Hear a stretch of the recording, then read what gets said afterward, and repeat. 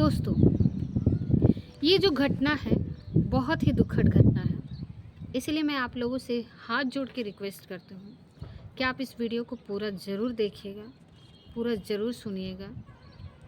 दोस्तों, हुआ ये था कि लड़के की शादी थी और वो लड़का अपनी शादी से बहुत खुश था। धूमधाम से बारात लेकर लड़की के दरवाजे पर जाता है और जब वहाँ पर पहुँच जाता है तो लड़की वाले दूल्हे का और बारातियों का स्वागत करते हैं। स्वागत करने के बाद लड़का अब जाकर स्टेज पर बैठ जाता है और कुछ देर के बाद जयमाल का कार्यक्रम भी स्टार्ट हो जाता है। एक तरफ लड़का अपने हाथों में वरमाला लेकर स्टेज पे खड़ा होता है, उसके सामने लड़की भी खड़ी होती है और साइड में कैमरामैन बहुत सारे खड़े होते हैं, बहुत सारे बाराती लोग बैठे होते हैं। तभी दोस्तों अचानक से उस दूल्हे के मोबाइल पर एक फ़ोन आता है।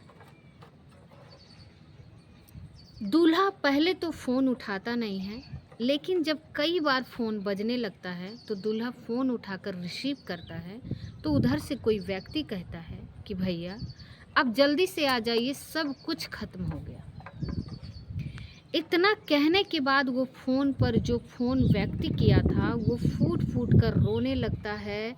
अब दोस्तों ये बात दूल्हे को समझ में नहीं आती है कि वो करे तो क्या करे, क्योंकि जिस व्यक्ति का फ़ोन आया था वहाँ पर अर्जेंट पहुँचना बहुत ज़रूरी था और अगर वहाँ पे नहीं जाता तो उसका परिवार, उसका इज्जत, उसका मान सम्मान, यहाँ तक कि उसकी ज़िंदगी का जो भी बनाया हुआ था वो सब कुछ ख़त्म हो जाता।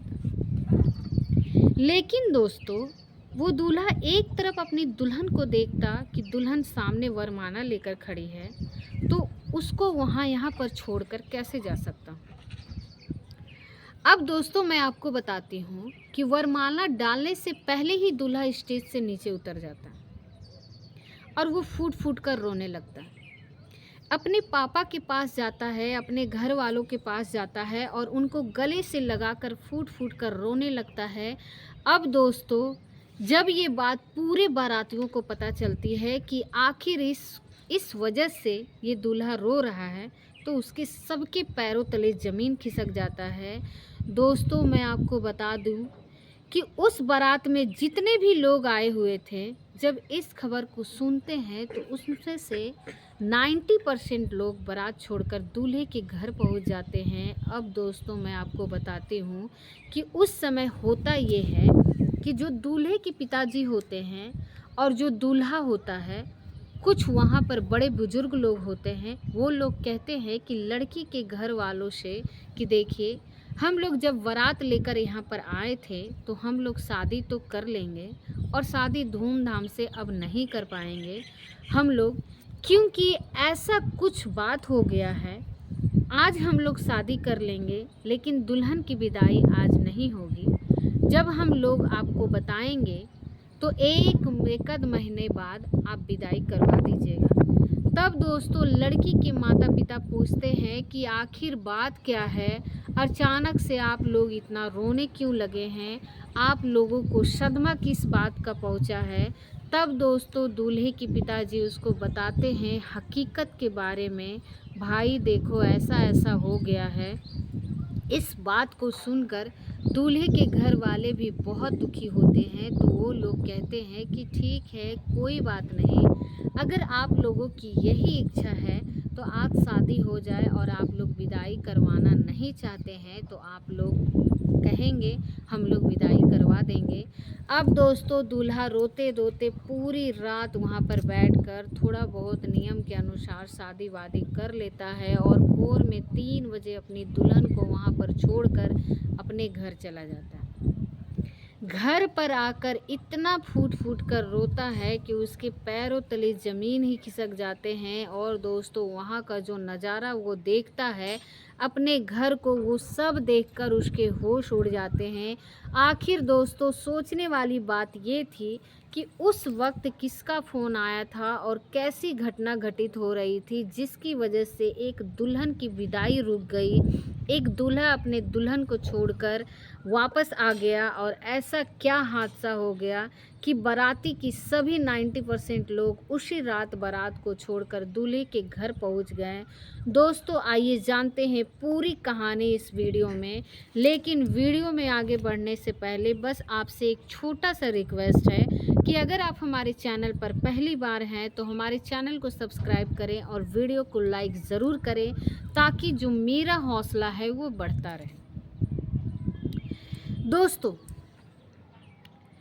ये जो कहानी है वो आपको मैं सुना रही हूँ। बहुत सारे लोग ये करते हैं। दोस्तों ये जो घटना है ये कुशीनगर के रामकुला थाना क्षेत्र के है, नारायणपुर गांव के। दोस्तों वहीं का रहने वाला एक लड़का होता है जिसका नाम विकास था। विकास की शादी 2 दिन बाद होनी थी। हल्दी वल्दी होता है, सारे रस्म होते हैं घर पर। इतना रिश्तेदार भाई बहन जो भी चचेरे भाई बहन वगैरह है सब कोई घर पे आ चुका था। अब दोस्तों मैं आपको बताती हूँ कि विकास की शादी में ख़ास तौर पर उसके 3 चचेरे भाई जो कि दिल्ली में रहते थे, वहीं पर घर बनाकर बस चुके थे। वो लोग कई सालों के बाद अपने घर आए थे अपने भाई की शादी में। अब दोस्तों होता ये है कि जिस दिन घर से बारात निकलती है उसी दिन सभी लोग धूमधाम से नाचते हैं, गाते हैं, परछावन होता है। परछावन होने के बाद बारातियों की जो गाड़ियां होती है वो धीरे धीरे लाइन में लगती है और फिर निकलती है, चली जाती है। धीरे धीरे 8 बज जाते हैं, 8:30 बज जाते हैं। आसपास दूल्हा और दूल्हे के साथ साथ जितने भी बाराती लोग थे सभी लोग पहुंच जाते हैं दुल्हन के दरवाजे पर। लेकिन दोस्तों एक गाड़ी थी, जो गाड़ी ब्रिज रेड कलर की गाड़ी थी। इस गाड़ी के अंदर 8 लोग बैठे हुए थे। अच्छा दोस्तों हम खास तौर पे देखा जाता है कि 5 सीटर गाड़ी में सिर्फ 5 ही लोग बैठ सकते हैं। एक ड्राइवर आगे बैठता है, एक व्यक्ति पीछे बैठता है और पीछे वाली सीट पर कम से कम 4 से 5 लोग बैठ सकते हैं। बहुत कंजेस्टेड ही जाएंगे, बैठते हैं। आम तौर पे 3 ही लोग बैठते हैं, लेकिन दोस्तों पीछे वाली सीट पर 6 लोग बैठे हुए थे। एक ड्राइवर गाड़ी चला रहा था और एक जो लड़का जो आगे बैठा हुआ था, यानी कि एक गाड़ी के अंदर 8 लोग बैठे हुए थे। अब दोस्तों होता ये है कि जब परछावन होता है तो परछावन में जो दूल्हे के 3 भाई दिल्ली से आए हुए होते हैं वो लोग खूब पैसा लुटाते हैं, खूब अपना रुतबा दिखाते हैं कि देखो हम लोग बहुत कमाने वाले हैं, बहुत अमीर है। अब जाहिर सी बात है, खुशी का माहौल है तो लोग पैसे जिसके पास होता है वो लोग लुटाते ही है। ये सब परछावन करने के बाद सारी बारात जब निकल जाती है तो ये ब्रिज गाड़ी जो 8 लोग बैठे होते हैं ये लोग पीछे से निकलते हैं। पीछे से निकलने के बाद धीरे धीरे रास्ते में चलते जाते हैं। तभी बीच रास्ते में लग रहा था कि 7 बजे के आसपास ये लोग एक ठेका पर रुकते हैं, दारू शराब के ठेका पर। वहाँ पर जो गाड़ी का ड्राइवर है वो आराम से अपना दारू शराब बियर वगैरह पीता है। दोस्तों आम तौर पे 50 से 60% ऐसा देखा जाता है कि शादियों में लोग बहुत ज़्यादा पीते हैं, तो कभी कभी पीने वाले लोग जो होते हैं वो भी शादी में पी लेते हैं। अब दोस्तों वो ड्राइवर क्या करता है कि दारू पी लेता है और शादी थी, खुशी का माहौल था। उस गाड़ी में वो तीनों भाई बैठे हुए थे जो दिल्ली से आए हुए थे और वो लोग पैसा देते हैं, लो भाई खुशी का माहौल है, तुम भी पी खा लो। अब दोस्तों वो ड्राइवर भी पी खा लेता है। उसके बाद गाड़ी स्टार्ट करता है और पीने खाने में उसका लेट हो जाता है। एक तरफ बारात दुल्हन के दरवाजे पर पहुंच जाती है और जब उधर से फ़ोन होता है कि भाई अभी तुम लोगों कहाँ नहीं हो, कहाँ तक पहुँचे हो, तो ड्राइवर क्या करता है कि अब जल्दीबाजी दिखाता है। वो सोचता है कि चलो अब जो है बूस्ट करने वाली दवा को ले ही लिया है, एनर्जी उसके अंदर आ ही गई है, तो अब वो 5 मिनट में पहुँचा देगा। अब दोस्तों वो गाड़ी स्टार्ट करता है। दारू शराब के नशे में जब गाड़ी चलाने लगता है तो गाड़ी काफ़ी स्पीड में होती है और उसको कंट्रोल में नहीं आती है और एक पेड़ में जाकर टकरा जाती है। अब दोस्तों मैं आपको बता देती हूँ कि ठीक उसी समय उस गाड़ी में 8 लोग मौजूद थे। अब दोस्तों वहाँ पर होता यह है कि 8 लोग जो तुरंत ही इस दुनिया को छोड़कर चले जाते हैं और जो 2 लोग उसमें बचे हुए थे, जो पीछे वाली सीट पर दबकर पीछे बैठे हुए थे उनकी जान बच जाती है, उनकी सांसें अभी चल रही थी। अब दोस्तों अब ये हादसा होता है तो आसपास के ग्रामीण के लोग यहाँ पर इकट्ठा हो जाते हैं और इन सभी लोगों को गाड़ी से बाहर निकालने की कोशिश की जाती है, तो दरवाज़ा खुलता ही नहीं है। दरवाज़ा पूरी तरीके से लॉक हो चुका था। पेड़ में टकराने की वजह से गाड़ी की हालत ऐसी हो गई थी कि उसमें से कोई इंसान निकल ही नहीं पाएगा। अब होता ये है कि तुरंत ये खबर पुलिस को दी जाती है, तो आसपास के थाना जो होते हैं वहाँ पर खबर जाती है, तो पुलिस वाले फ़ौरन वहाँ पर आते हैं। फिर पुलिस वाले कुछ आदमी को बुलाते हैं, वो लोग कटर लेकर आते हैं, लोहा काटने वाली, और उस कटर से उस गाड़ी के छत को पूरा काटा जाता है, हटाया जाता है। उसके बाद बारी बारी से इन सब को वहाँ से निकाला जाता है। एक चीज़ और मैं आपको बता देती हूँ कि जो 2 लोग बचे थे जिनकी सांसें चल रही थी, इनको तुरंत वहाँ से गोरखपुर के मेडिकल कॉलेज में रेफ़र किया जाता है और बाकी 6 लोगों को वहीं पर छोड़ दिया जाता है। जब ये हादसा होता है तब ये फ़ोन जाता है दूल्हे के पास। कोई दूल्हे को फ़ोन करता है कि भाई देखो तुम्हारे जो चचेरे भाई हैं उसके साथ ऐसा हादसा हो गया है। अब दोस्तों जब दूल्हा ये बात सुनता है तो उसको पैरे तले जमीन खिसक जाते हैं, वो एकदम से फूट फूट कर रोने लगता है। दूल्हा जयमाला छोड़कर स्टेज से नीचे उतर जाता है, अपने पापा को पूरी घटना की जानकारी देता है। धीरे धीरे ये बात जब पूरे बारातियों में फैल जाती है कि आते टाइम रास्ते में ऐसा हादसा हो गया है, तो दोस्तों बारात के 80 से 90% लोग बारात छोड़कर उस घटना में स्थल पर पहुंच जाते हैं। और जब वहां पर पहुंचते हैं तो अपनी आंखों के सामने का नज़ारा देखकर उनके तो होश ही उड़ जाते हैं। अब दोस्तों होता ये है कि जो लोग शादी विवाह में गए हुए थे, जो लोग बुजुर्ग लोग थे, अब वो लोग तो दूल्हे को छोड़कर वहाँ से आएंगे नहीं, लेकिन दूल्हा कहता है कि मैं भी चलूँगा तुम लोगों के साथ, लेकिन उसको जाने नहीं दिया जाता है। और बहरहाल दोस्तों होता ये है, रात भर दूल्हे को बैठाकर कैसे भी वहाँ शादी कराई जाती है। शादी होने के बाद दूल्हा डिमांड करता है कि देखो हमारे घर पर ऐसा हादसा हो गया है, हमारे चचेरे भाई अभी हम विदाई नहीं करेंगे, दुल्हन को अभी घर पर लेकर नहीं जाएंगे, आप घर का माहौल शांत हो जाएगा तब हम दुल्हन की विदाई करके ले जाएंगे। तो दुल्हन के घर वाले भी इस बात से राज़ी हो जाते हैं। रात भर कैसे भी शादी होती है।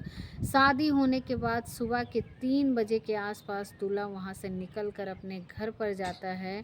मैं आपको बता देती हूँ कि जिस दिन विदाई होनी थी सुबह में उसी दिन घर के अंदर 6 मतलब की अर्थियाँ निकलती हैं, और उसी गांव की जिसका गाड़ी था, जो ड्राइवर थी उसी की गाड़ी थी, उसके ही परिवार से 2 लोगों की अर्थियाँ निकलती है।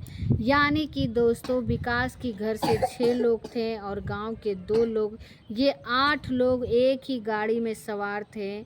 आप लोग सोचिए कि जिस समय लड़की की विदाई होकर घर पर आनी थी, ठीक उसी समय दूल्हे के दरवाजे से, दूल्हे के घर से 8 लोगों की अर्थी उठकर जाती है। अब आप लोग सोच सकते हैं कि वो मंजर कितना भयानक होगा। दोस्तों शायद हम और आप लोग इस पूरी घटना को बताते वक्त, सुनते वक्त फील नहीं कर पाएंगे। हालांकि मेरे रोंगटे खड़े हो रहे हैं, लेकिन दोस्तों जिस परिवार के ऊपर ये घटना घटित होगी शायद वो परिवार वाले इसको बहुत अच्छे से समझते होंगे। दोस्तों मैं भगवान से दुआ करती हूँ कि भगवान ऐसा कभी भी किसी परिवार के साथ ना करे, ऐसा कभी किसी दुश्मन के साथ भी ना करे। दोस्तों मैं आपको बता देती हूँ कि जो विकास दूल्हा है वो रो रो कर मीडिया वालों के सामने कह रहा था कि जो दिल्ली से उसके भाई लोग आए थे वो लोग बहुत पैसा खर्च किए थे। वो लोग बोले थे कि करीब 2 से 3 महीने ही शादी का प्लानिंग हो रही थी। भाई हम लोग तुम्हारी शादी में आएंगे, तुमको ये गिफ्ट देंगे, दुल्हन को ये गिफ्ट देंगे, कुछ इस तरीके की बातें थी। लेकिन अचानक से जब ये हादसा हो जाता है तो परिवार खुशहाल एकदम से मातम में बदल जाता है। दोस्तों, इस घटना को सुनने के बाद आप लोग क्या कहना चाहेंगे? अपनी राय हमें कमेंट बॉक्स में ज़रूर बताइए। अच्छा दोस्तों, एक चीज़ और मैं आप लोगों को बता देती हूँ कि गाड़ी चलाने वाला पीता खाता है, लेकिन पीछे बैठने वाले खाते पीते नहीं थे। वो लोग सुखी सुखी लोग थे, लेकिन सिर्फ एक इंसान के चक्कर में पूरे इंसान की ज़िंदगी बर्बाद हो जाती है। तो दोस्तों, मैं आप लोगों से हाथ जोड़कर विनती करती हूँ कि अगर आप लोग भी कहीं शादी ब्याह में जाते हैं, तो आप लोग ये करना चाहते हैं, आप लोगों की इच्छा ही है, तो करके चुपचाप पीछे बैठ जाइए। लेकिन ड्राइवर को सलाह मत दीजिए कि भाई तुम भी खा लो, तुम भी पी लो। ड्राइवर क्या कहते हैं, क्या नहीं कहते हैं, ड्राइवर साहब आपको जितना पीना होगा पिलाया जाएगा, लेकिन आप सही सलामत बारात लेकर वहाँ पर पहुँचिए। उसके बाद आपको पिलाया जाएगा, या फिर सुबह जब आएंगे तो आप सही सलामत रहिएगा, तभी गाड़ी चलाइएगा। अगर आप लोग कहीं जाते भी हैं, आप लोग को भनक लग जाती है कि ड्राइवर इस तरीके से काम किया है, तो आप लोग उस गाड़ी में मत बैठिए, नहीं तो उसके साथ साथ आप लोगों की जान भी चली जाएगी। अच्छा दोस्तों, एक चीज़ और मैं आपको बता देती हूँ। लड़का है, ड्राइविंग करता है, मैं समझती हूँ। उन सभी चीज़ों को हमारे भी बहुत सारे दोस्त लोग हैं, तो इस तरीके से काम करते हैं। वो लोग क्या करते हैं कि जब ड्रिंक करते हैं तो एकदम से बहुत ज़्यादा हाइपर हो जाते हैं, और हाइपर होने के मतलब है कि उनको लगता है कि दुनिया का सबसे बड़ा रेसर वही है, उसके अलावा इस गाड़ी को अच्छे से कोई नहीं चला सकता। और जब मज़ा आता है ये सब बात सुनने में, तब लोग पी लेते हैं। वो कहते हैं कि भाई हटो, मैं गाड़ी चलाऊंगा। यहाँ तक कि जो इंसान पूरे अच्छे तरीके से गाड़ी चलाता है, बड़े बड़े शहरों में गाड़ी चलाता है, सिटियों में गाड़ी चलाता है, उसको हटा देते हैं और सब और कहते हैं कि भाई गाड़ी हम चलाएंगे।